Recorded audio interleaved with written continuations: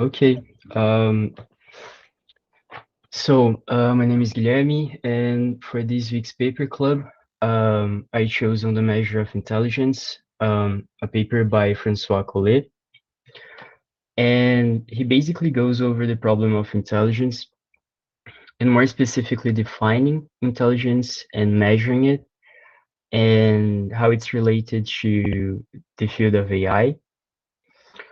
Um, So we have not been able to progress much at building human-like artificial intelligence, but at the same time, we've been obviously able to build systems that can perform really well on specific tasks. And one of the reasons for that, Francois argues, is that we can only define our goal and measure progress well within a very narrow context.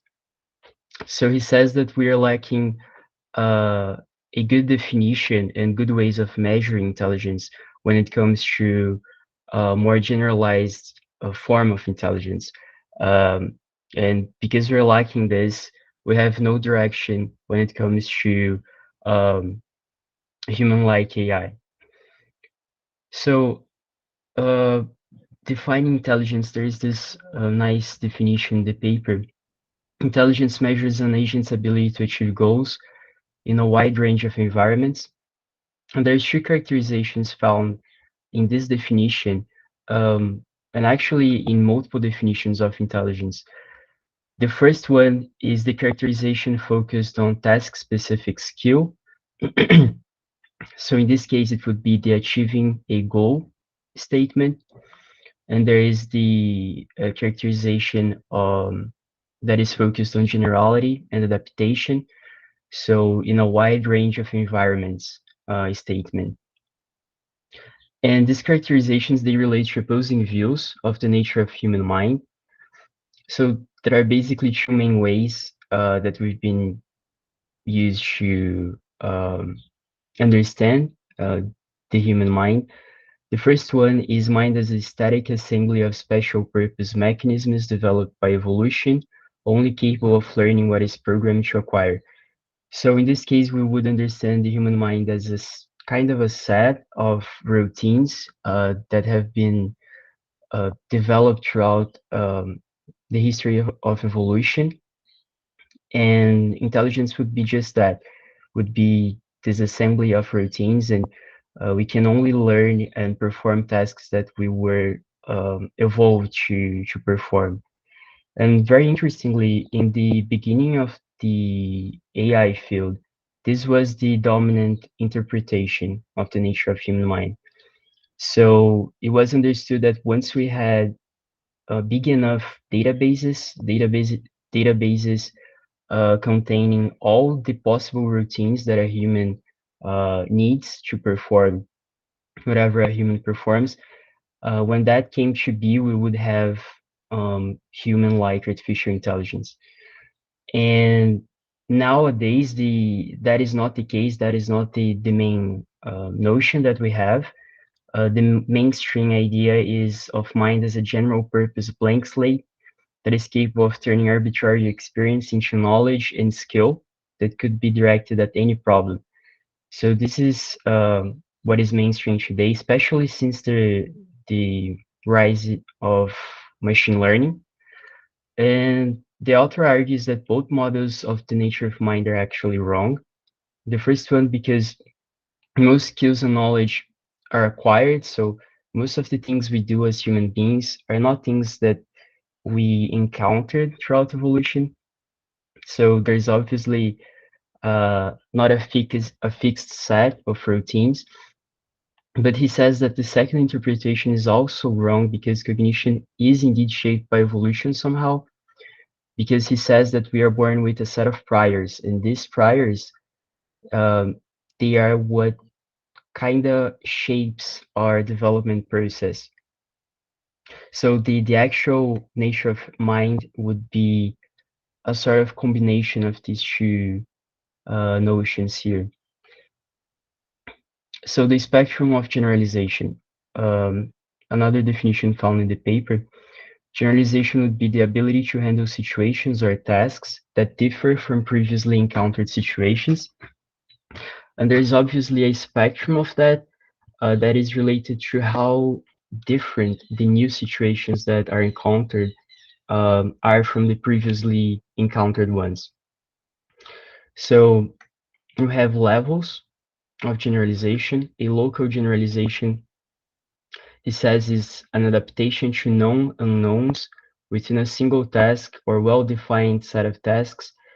So the example that he gives of this would be that classic program that classifies photos of cats and dogs.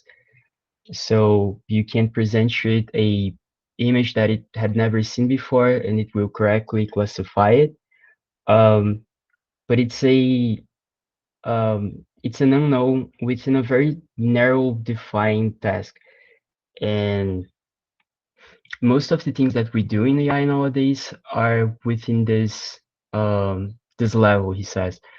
Then we have broad generalization, which would be adaptation to unknowns across a broad category of related tasks. The example he gives is a robot that would be able to perform um, a multiple types of domestic tasks. So it would be able to cook, it would be able to clean the house, to wash clothes.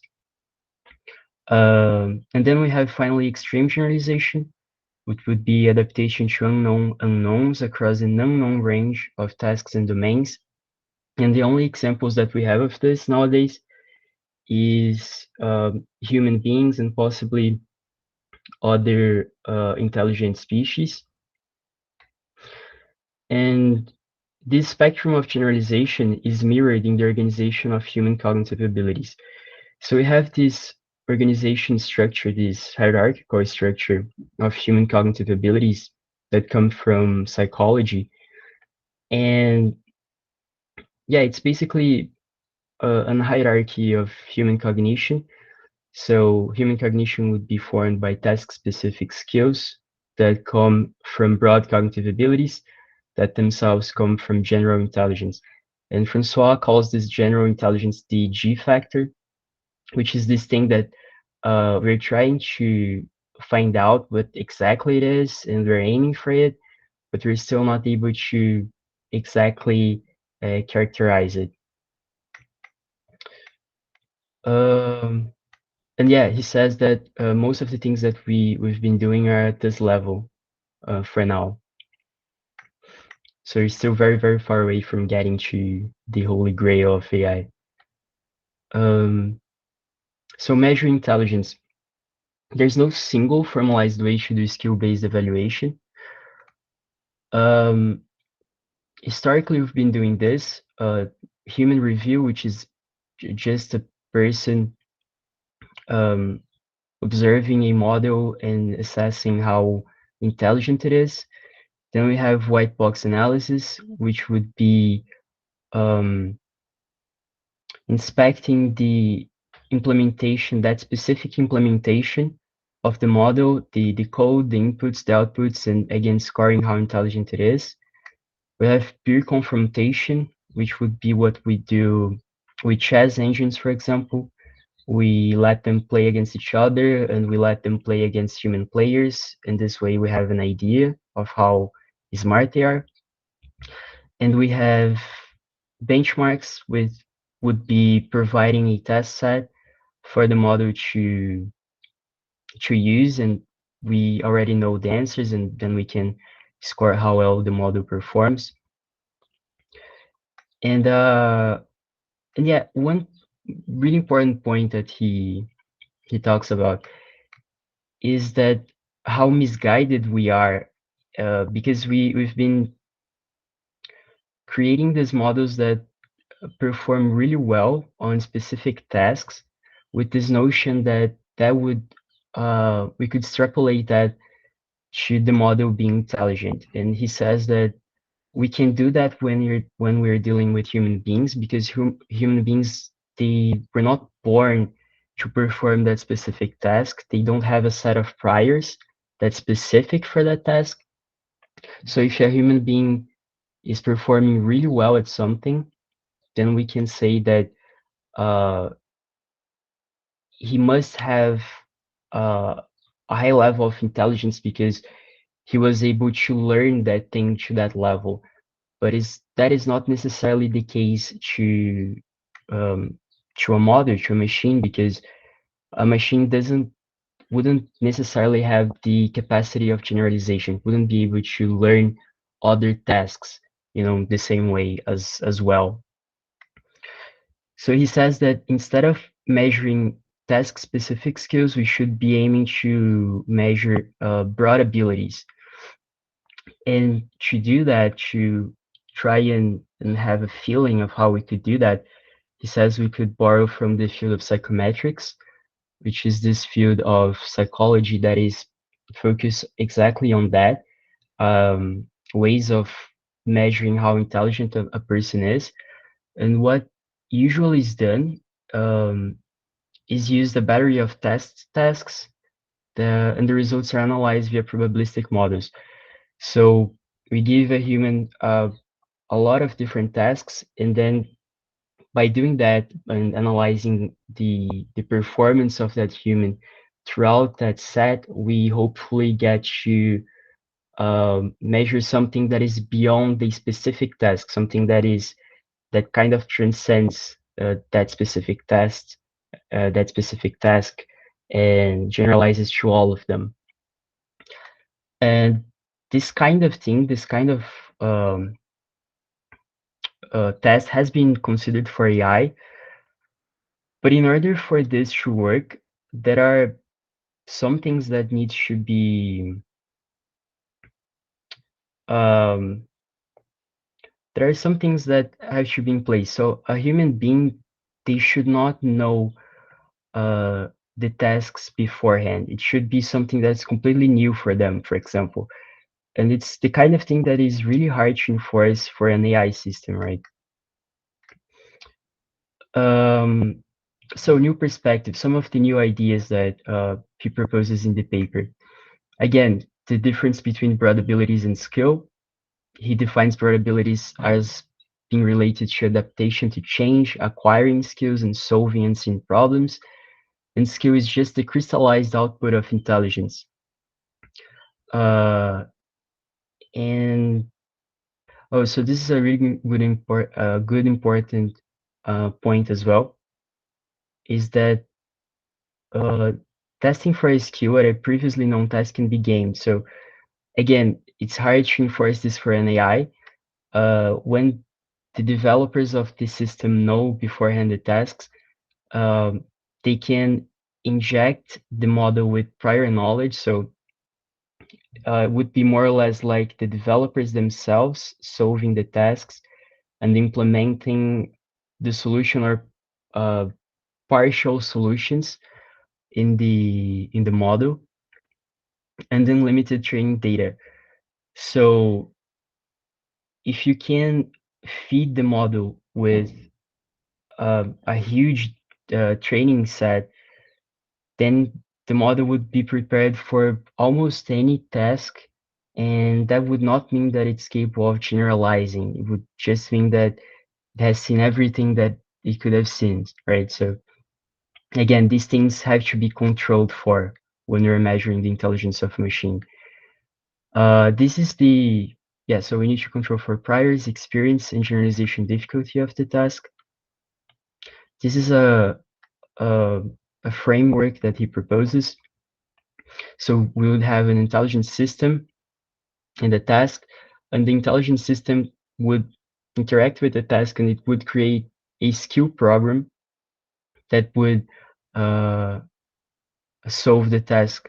But the intelligence system would not be bounded by that specific task. So it would be able to interact with different tasks and create different skill programs. So we would try to create this system and measure how intelligent this system is, instead of measuring the skill program, which is more or less what we do today. Yeah, this is a nice visualization where he compares a lower intelligence system and a higher intelligent one. Would have the same set of situation spaces, and the higher intelligence system would be able to generalize better and would be able to cover more ground. is what he says, would be able to um, solve a larger set of future situations. So the ARC data set is a way of measuring intelligence that he creates, that he proposes based on some of the ideas he presents in the paper.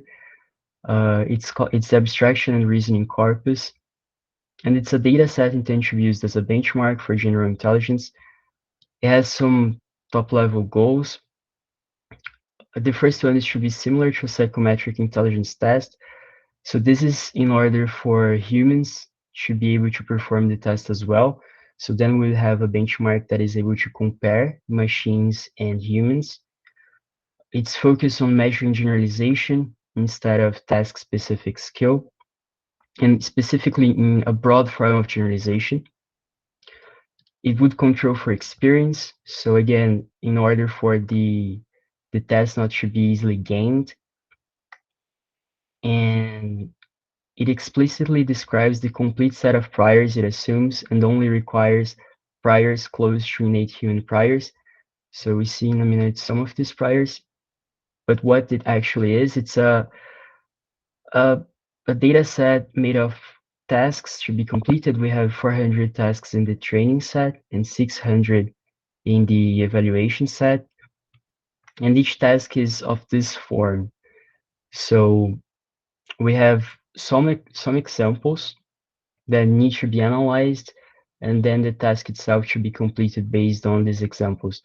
Um, every task is made up of a grid. The grid size can vary from 1 by 1 to 30 by 30, and we can have up to 10 different colors that fuse this grid. So in this case here, in this example, it's a symmetry related task. So you would analyze these and see that it's always completing what is missing, and you do the same for this one. So some of the priors that the ARC data set has, these are not all of them, it's just some, so you guys have an idea.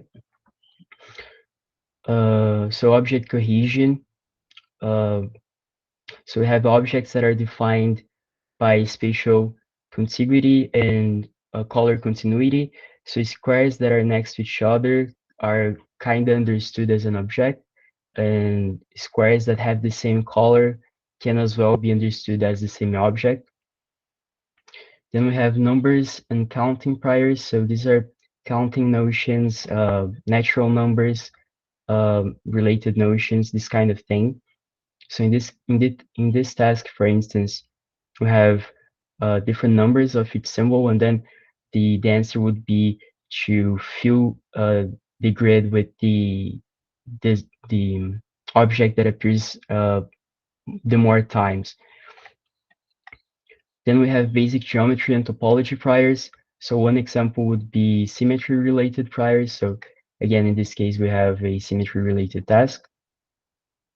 And yeah, we have a larger list of priors, but it's some just so you guys know. And these priors, they intend to be close to the ones that we assume humans would naturally have. And so differences from a psychometric test. Uh, it's very close to a psychometric test, right? A sort of IQ test. This is what you see most of the time, but there are some important distinctions. The ARC data set only acts as a general form of fluid intelligence. So there are a lot of psychometric tests that evaluate some form of crystallized intelligence. So for instance, language-related intelligence. So that would be something that would be acquired throughout a person's life. This kind of thing is not evaluated here. It's not taken into consideration. Tasks are unique and meant to be unknown to developers of test-taking systems. Again, in order for the test not to be gamed, and the tasks, they need to be new to the model. We have greater task diversity than what is usually found in this psychometric test. And the tasks are not programmatically generated. So we don't have a program that automatically creates these tasks. And this is important because if that was the case, then one way of solving the task would be to reverse engineer the program that created them, right? You do not necessarily have to solve the tasks themselves. Um, so yeah, I think this is more or less what the points that I wanted to talk to you guys about. The paper is actually pretty long. It's 64 pages, 64 pages, and he goes very technical in some sections. So specifically, when he defines intelligence, it's very interesting. He goes very kind of mathematical about it. Yeah, so he defines it using formulas and he describes what each variable is, how important it is. So it's very interesting stuff. I very highly recommend you guys read the full paper if you have the opportunity. But these are kind of the main points that I wanted to show you guys. Hey Petrucci, thank you so much. This is a very cool paper, as you said. Did you look at the Kaggle challenge that Chollet uploaded? I'm not sure I saw this. I think a few years ago, but I never went back to look at the result. If something happened there, if someone found something. Have you looked at this? Yeah, he talks about it in the paper. He cites Kaggle and he cites I think another one as well, which are kind of challenges that are were kind of aimed at developing these um, would be used as a kind of a benchmark for general intelligence, right? Yeah, yeah. I'm not sure if those specific challenges were aiming at general intelligence, but the idea would be to go into that direction. Cool.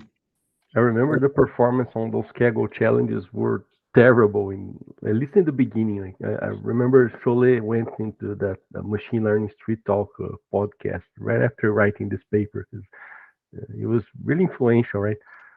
And like he discussed the performance of some of the contestants in the Kaggle challenge, and it was like the best models perform like 20% accuracy. So, So it uh, was a disappointment.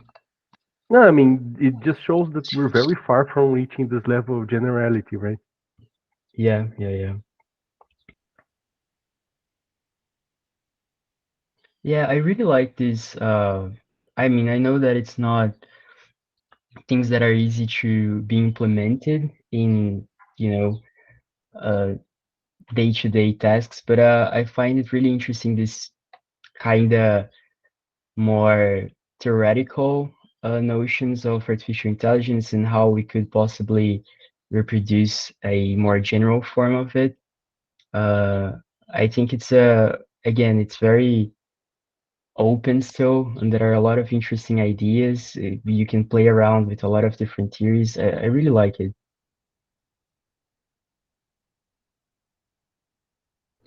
Okay, pretty cool. Uh, uh,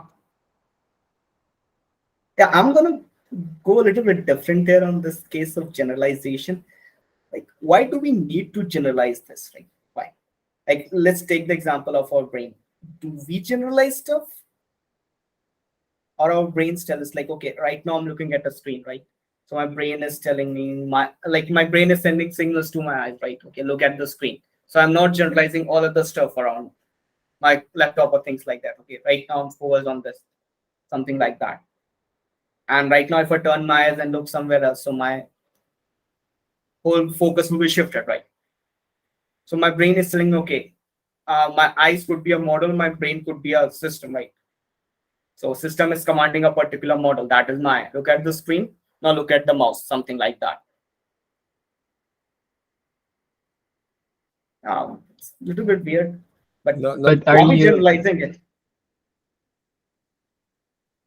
are you implying that we don't have a high level of generalization? Our brains don't have. Maybe for a time base we don't, right? For a particular time span, right? Right now, let's just say for a 5 minutes time span, right now I'll be looking at my screen, so I don't need other things. My only generalization will focus on the screen, right? I don't care about other things. That type of generalization. Then if I want my focus to be shifted, then everything screen is Yeah, not valid for me right now. All but other the things fact are that right you now. can deal with a scream is itself a result of generalization, right? You're not born with a Hmm. routine that's specific to for looking at for the screens of Hmm. computers. This is something Hmm. that your brain kinda had to generalize and be able to perform. So But I my, mean, my yeah, one part of my brain is functioning for that, right? All other parts are not.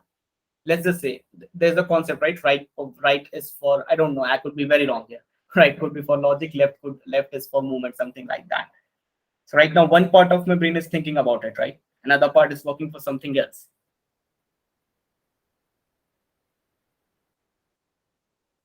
Well, I think that what you're talking about is more closely related to attention, right, than it is to generalization. I mean, being able to Yeah, generalize and learn new tasks and learn to address new challenges doesn't mean that you need to be able to do everything simultaneously, right?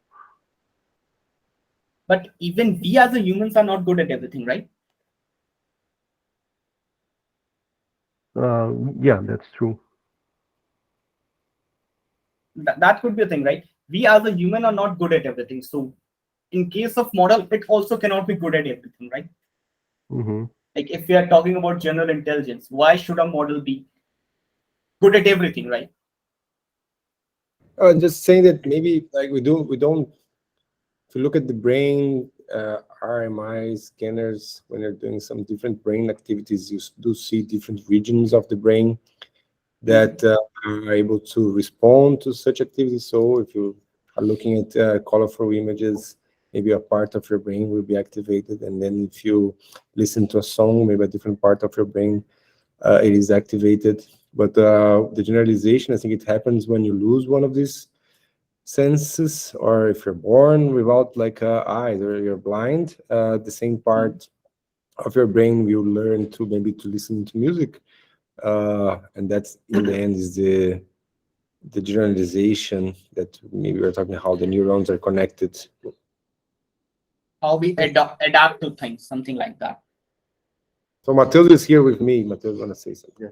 No, because to me, I think generalization is also the things like when you're doing some task, but then you know some parts of this task, and then like you have some other problem. You say, oh, I can apply this to another problem. So you also have this thing of this abstract thinking of how can I apply something to another task. Mm. So there's also this part of how, because this would be like the thing like with AGIs and stuff. It's like this big model, because then he would be able to assess different things at the not the same time, but he would, it's kind of like understanding stuff and how it could reapply instead of most models are we solve some task, they have like an issue, you minimize some function, etc. Just for that task, it's not necessarily you can apply that. It's a bit hard. That's the no, it's really hard to do that. Mm. But The with question how generalization, like you say, oh, I can use this thing to transport a thing, use this to do that. I think that no yeah, yeah. what sorry. Yeah, no, same thing what you're saying. I'm saying that the particular question you're asking, how we can generalize the question how we are going to do things, right? We can question ourselves, how are we going, like if I'm facing a problem, I can ask myself how, and I will get the answer. But a machine cannot do that right now, what you're saying. Yeah, Yeah. that's the thing. Yeah, I think Yeah, I can share a pretty good article, I think. Yeah, share it. Yeah, it explains a lot about the the whole brain functioning with AI. It was pretty interesting when I read it. Yeah, maybe just give it a read, something like that. Yeah, that's But I where my mean, idea is based on. This whole you said, Arian, that a general AI should, it's not necessary to expect. Uh, so the model, why are we expecting the model to perform well in all the tasks, right? And I think that is exactly uh, some of is related to some of the things he says. I mean, we should not expect that if we have a model that is able to perform reasonably well in a lot of different tasks, then that's already better than what we have today. So a human being is not able to play chess as good as a chess engine, but we're able to cook, right, at the same time. So I mean, we shouldn't expect a general AI to perform everything well, but for it to kind of be able to adapt to a lot of different situations, right? here in adaptation could mean a data drift type of thing happens, and the AI adapts to that type of thing, right? That could be a small step towards it.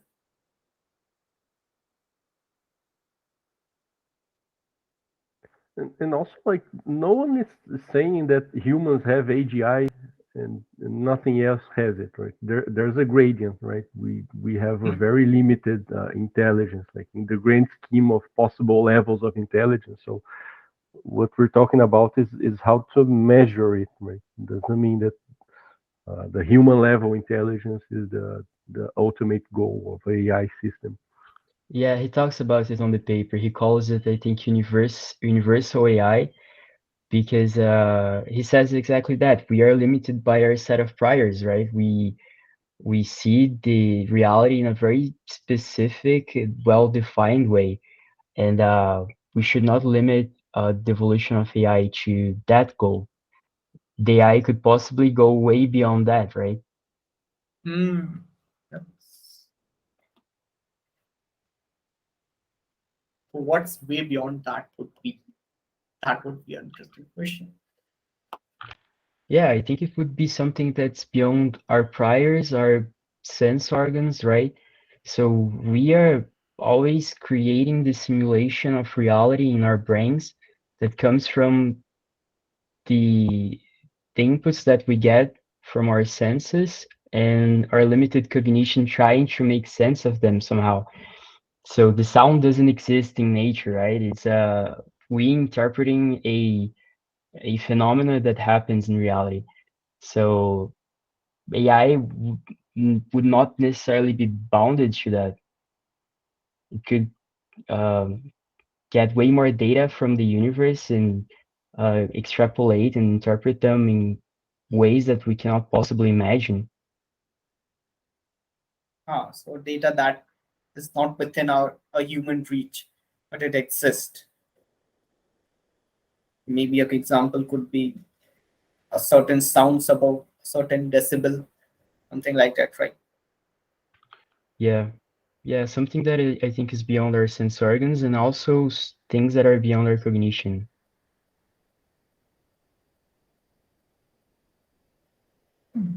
Interesting.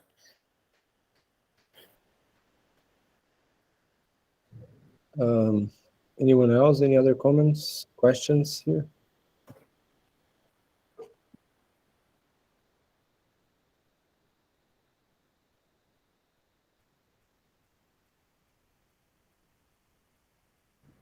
No? Okay. Petrucci, really nice paper. You really enjoyed this one. I think that it's also always good to have like this more broad vision of AI sometimes. Like usually we end up going to very specific cases and uses, but this was a really nice choice. Nice work. Yeah, thanks. Okay, everyone. Thank you very much. I think this is it for today. I will stop recording. 1 second.